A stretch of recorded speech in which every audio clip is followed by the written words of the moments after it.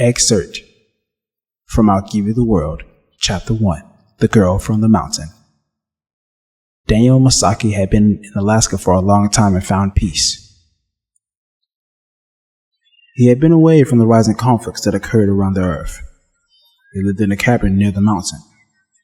During the day, he would go skiing, fishing, sometimes camp on the mountain.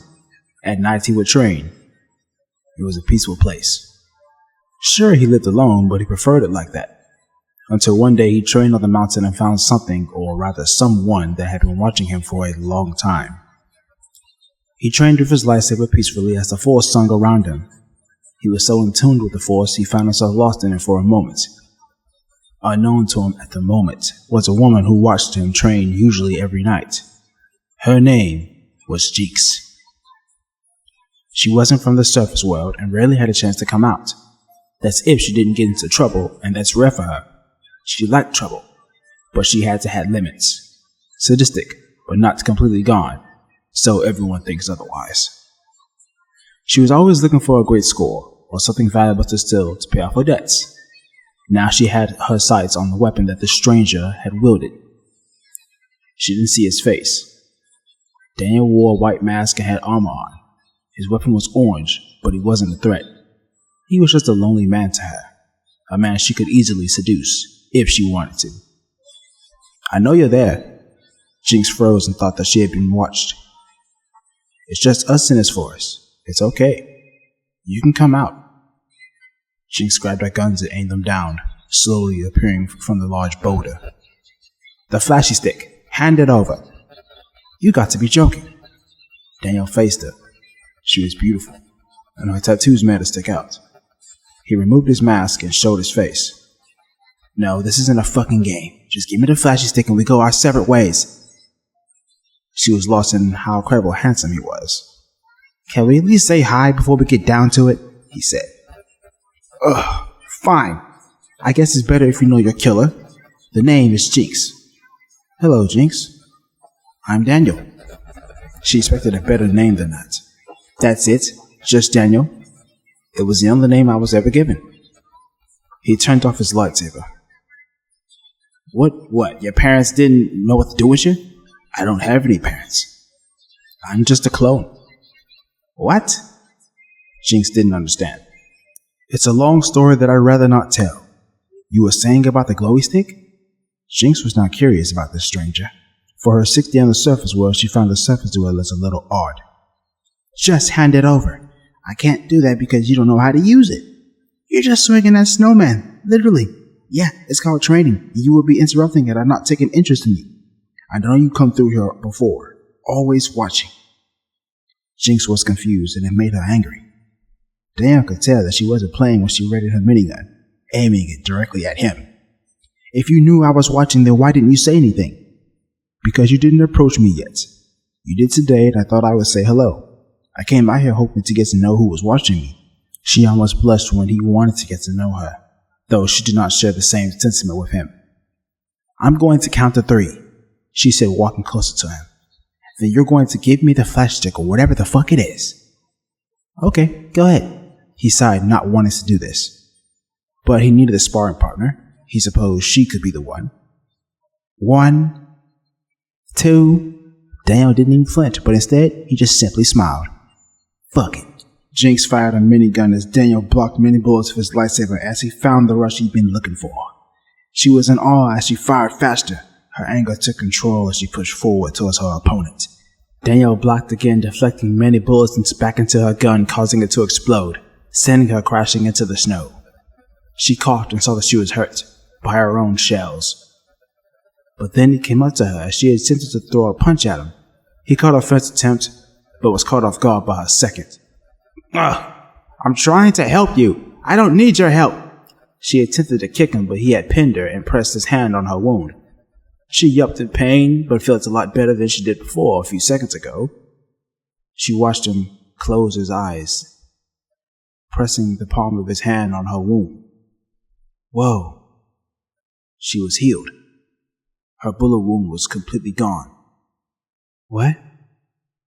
What was that?" "I just healed you with the Force. As for your weapon, I can give you something else as a replacement. He helped her up as they stood face to face. She thought, fuck, even up close he really was freaking handsome. Remind you, Daniel had the force and suppressed the laugh. He could hear her thoughts easily. Thanks, Jinx said. Follow me. We need to get you somewhere warm or you'll freeze to death. Jinx had to admit it was cold, but she needed to get back to the boss. She needed to get back to Zarn. Back to Silco. Without something to cover her debts, she'd be dead as soon as she walked into his office. I have to get back, she said, feeling kind of guilty, though she did not want to show it in front of him. She hated it. Hated feeling vulnerable. At least let me give you something to keep warm in a replacement, and I'll take you home myself. You don't even know me, she said, eyeing him. I'm just trying to help, that's all. Suit yourself. Daniel said, walking back down to his cabin. Jinx hated people and their pettiness. Damn it, okay. She started to rub her shoulders as the wind brushed against her body. She shivered. Daniel saw that she was cold and took off his jacket and draped it over her shoulders. She did not expect the kindness that he had displayed. She felt how warm the jacket was and felt a lot better. Fucker, stop making me feel better. Daniel heard her thoughts and smirked. Come on. He led the way back to his cabin. He opened the door, letting her in his home as the wind blew through the air. Make yourself at home, he told her, shutting the door. She looked around the cabin and noticed there wasn't any family photos or anything, just books and boxes. She threw herself on the couch, and in front of her she saw a TV. Did he live alone? She thought. Here we are. He pulled out a box of weapons that caught her attention. And once again, he heard her thoughts. Holy shit, this guy's packing everything. He has a lot of fucking guns and explosives. For such a handsome fella, he surely is growing on a woman. He noticed her staring at the box. Wait, I don't have any cash. It's on the house. She clicked her tongue and smiled. What are you, a soldier or something? That made Dan freeze. She saw this and wondered. What happened? Who was this guy, and why did he live alone out here in the middle of nowhere, in the cold? I used to be, he said. Jinx looked away at the box, trying to hide her vulnerability. He brought her a bag and a few warm clothes. What is this for? You're going back home, right? I figured you needed clothes to walk through the snowstorm. Jinx immediately knew she was screwed. Fuck me. If you like, I have a bed upstairs. You can sleep there and I'll sleep on the couch down here. I'm literally a stranger that tried to kill you for your weapon, and you're offering a stranger upstairs in your room that's probably full of trash and shit to sleep there for tonight, Jinx said, weirded out. Then you can take your chances outside. Sooner or later I'll just find your body in the snow, he said, a little too harsh. But she held her hands up. Do you even know who I am? The things I've done? The people I've killed? You had a reason like I had mine. I'm not a soldier following orders. Oh yeah? I'm not a mercenary either. I'm a survivor. So take a pick. The door's right over there, he said, drinking his cup of water. Jinx huffed and started gathering her weapons and saw her healed wound again. The feeling of regret in her voice was evident. Hey, look, I'm sorry. I had this big job I'm supposed to pull off and I needed the gear. Is that what you wanted to hear? Her eyes turned dark pink. He took a mental note of that and smirked. Anything else? He asked. Okay, rude much, she thought, and grinned. She stashed a few weapons in her bag and readjusted her belt with fresh new weapons and explosives. Thank you. She began to take off the jacket, but he stopped her. Keep it. You'll need it for the code. She looked outside the window and it was a blizzard outside. She had no choice but to leave the first thing in the morning. Do you at least have music in this dump? He turned on the radio that played peaceful music. Boring! He changed it to a jumpier tone and then she caught on to it. Now that's more like it, she said with a smile and started bobbing her head. So what was that anyway? What? You stopped me from bleeding. What are you, some kind of witch or something? I'm force sensitive. Dumb it down, will ya? I have powers you can never understand. Powers that flow within my lightsaber. What kind of powers? You want me to show you? He asked. I mean, sure, knock yourself out.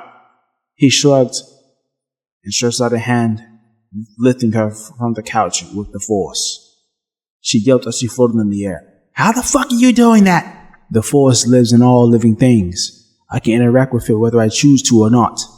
She was geeked, but then she finally touched the ground and sat on the couch, realizing he was powerful. What else can you do? I'm not doing it here. This is where I live. Will you show me more? That made Dan freeze and tilt his head. He thought about it. Normally, showing his powers was not something he can do. It wasn't safe. It was dangerous. And yet, he wanted to. But not now. Tomorrow.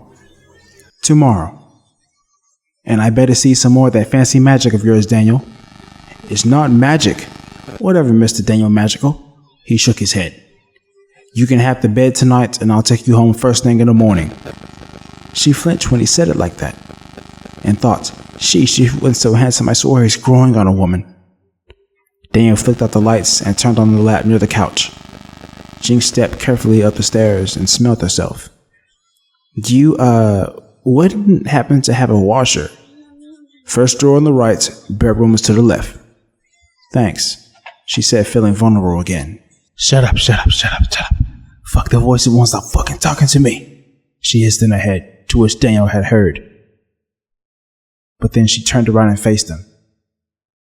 Thank you for saving my life. And for once, Daniel actually felt warmth. For a moment, a split second even. He looked at her and offered her a small smile. Anytime. Good night, Jinx, he said, sensing her mind was full of energy, rage, chaos, and trauma. And don't even think about taking a peep, she hissed. Jeez, I'm just going to bed, he said with his hands up. That's what they all say. Trust me, lady, you're not worth fucking anyhow. Seriously? I'm sure you offered many sluts in your bedroom before you decided to have your go with them. Oh, for crying out loud, Jinx. Good night. See? I'm perfectly on the couch. She shook her head and continued up the stairs, as Daniel laid down on the couch listening to her chaotic mind. Okay, room was a bit boring too. No family photo. Who was he? Why did he invite me to his home? Why was he being so fucking nice to me? Ugh, I hate people. Dan shook his head and yawned. He was tired. But he still continued to listen to her mind. At least he was nice about letting me stay here. Guy that night should have a thing going for himself. Was he single? He was awfully nice. And handsome too. Then he touched me. Usually if I get touched, someone dies around me. He stopped me from bleeding. He saved my life. But not like anyone would care. I'm just a wanted criminal. No one cares about me, and nothing would change that or change me. Daniel then felt sad about her well-being. It's not that he didn't care, because if he didn't, he would have left her to die in the snow. Whoever she was or whatever she'd done didn't matter to him. She wasn't force sensitive, or so he thought, but her background was sensitive at that. As much as he wanted to get to know her more, he didn't ask. Not now. Though that didn't mean he did not care. Because if he didn't care, he would have left her out in the snow, bleeding out. And after a few minutes, Daniel had fell into a nice peaceful sleep. Jinx, however, wanted to see if he would come and take a peek like any guy would, but when she peeked down the stairs, Daniel was sleeping. She was wrong.